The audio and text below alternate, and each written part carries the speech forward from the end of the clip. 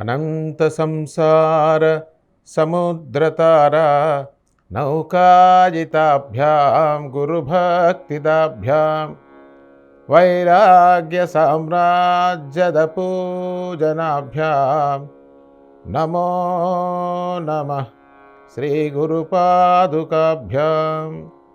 నమో నమః శ్రీ సాయి పాదుకాభ్యాం. శ్రీ గురుభ్యో నమః. శ్రీ సచ్చిదానంద సమర్థ సద్గురు సాయినాథ్ మహారాజ్కి జై. వర్ణించలే వేదాలు శృతులు శాస్త్రాలు మూగబోయాయి, మనమే పోయి దాంట్లో ఎదుగుతా ఉన్నాం సాయిబాబా ఎక్కడున్నాడు.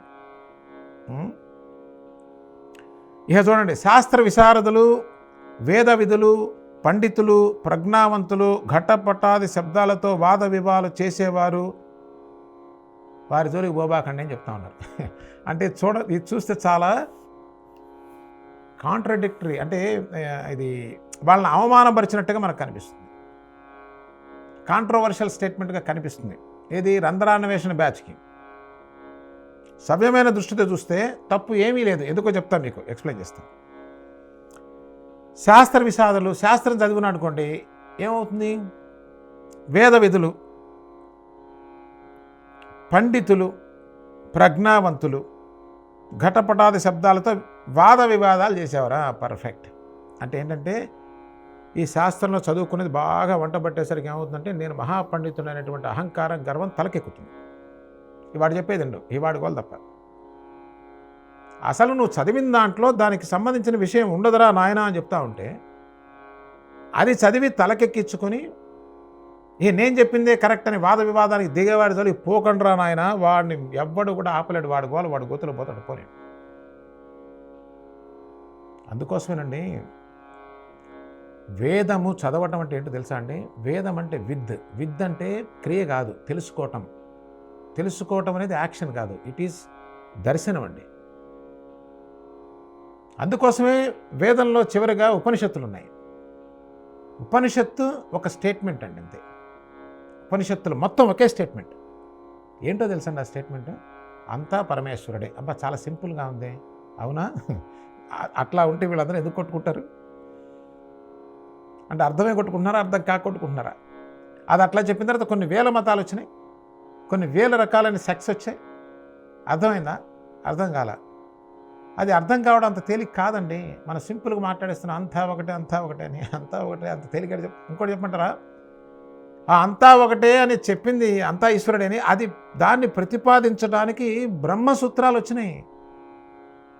తమాషా అయిన విషయం కాదు. బ్రహ్మసూత్రాలు మొత్తం ప్రయత్నం చేసింది ఒకే ఒక విషయం కోసం. అదేంటంటే ఉపనిషత్తులో చెప్పినటువంటి అంతా ఈశ్వరమయమే, సర్వవ్యాపి అని ప్రూవ్ చేయడానికి వచ్చిన ఒక్క స్టేట్మెంట్ ప్రూవ్ చేయడానికి బ్రహ్మసూత్రాలు వచ్చాయి. చాలా కష్టం అంటారు, కష్టం కాదు, ఏం కాదు. అంటే కష్టం దాన్ని అర్థం చేసుకోవడంలో లేదు, ఇక్కడ ఉన్న బూజు దొరపడంలో ఉంది కష్టం. ఇక్కడున్న అజ్ఞానం, అహంకారాన్ని దొరపడంలో ఉంది. ఏం అహంకారం? నేను చదివాను, నాకు తెలుసు. నువ్వు తెలిస్తే చెప్పచ్చు కాబా. చెప్పడం అంటే ఎదుటివాడికి చూపించగలగాలి, వాదించడం కాదు. అది బాబా చెప్తుంది. వాదించేవాడు నో. ఇప్పుడు ఇంకొక పెద్ద సమస్య వస్తుంది. ఏమంటే చెప్పటానికి వాదించడానికి ఏంటి తేడా? నేను చెప్తున్నానండి అంటాడు వాడు, ఇక్కడే వాదించడం అంటున్నారు. ఇది చాలా సునిశ్చితంగా ఉంటాయి కదా. అది పుస్తకంలో చెప్తారా? పుస్తకంలో కనిపిస్తుందా? దానికి చాలా ఇంపార్టెంట్ అండి. మనం సహజంగా వాడేస్తుంటాం, ఎట్లా పడితే అట్లా వాడేస్తాం. ఒక వ్యక్తి చెప్తున్నాడండి, అది వాదన చెప్పటమా?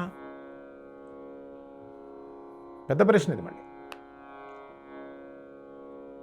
నీవు ఎదుటివాడిని అవమానించాలనేటువంటి దృష్టి లేకుండా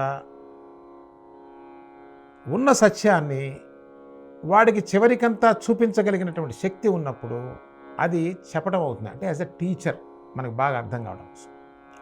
అయితే అఫ్కోర్స్ అక్కడ స్టూడెంట్ గమ్మునుంటాడు జనరల్గా.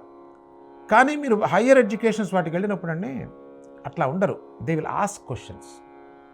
Students will not keep quiet. వాళ్ళు కాము కూర్చోరు స్టూడెంట్స్. చిన్నప్పుడు నోరు మూసుకొని కూర్చుంటారు. ఏబిసిడి రాయరా అంటే నోరు మూసుకొని రాస్తాడు. ఏ అంటే ఏంటి, బి అంటే ఏంటి అని అడగడు. హైయర్ ఎడ్యుకేషన్స్ మీకు వెళ్ళినప్పుడు, పిహెచ్డి అవి చేసినప్పుడు there are going to be discussions, right? ఇంకా ఈ సంస్కృతి చక్కగా కనిపిస్తుంది మనకి గురుకులాల్లో బాగా కనిపిస్తుంది. గురుకులాల్లో కూడా మొదట శాస్త్రం చెప్పినప్పుడు అది చెప్పినప్పుడు వింటారు. ఏం వింటారు? శాస్త్రంలో ఏముంటుంది? భగవంతుడి గురించి శాస్త్రం చెప్పలేదు అని ఉంటుంది శాస్త్రంలో. ఆత్మ అంటే ఇది చెప్పగలిగిందా? నోటితో చెప్పగలిగింది అయితే ఆత్మ ఎట్లా అవుతుంది? క్రియ ద్వారా పొందనటువంటిది, పొందలేనటువంటిది. నీతో కలిపి కూడా అదై ఉన్నావు చెప్పడం సామాన్య విషయం కాదండి అది. మరలా వచ్చే కార్యక్రమంలో మరిన్ని సత్యపరమైన విషయాలతో కలుసుకుందాం. అంతవరకు సెలవు.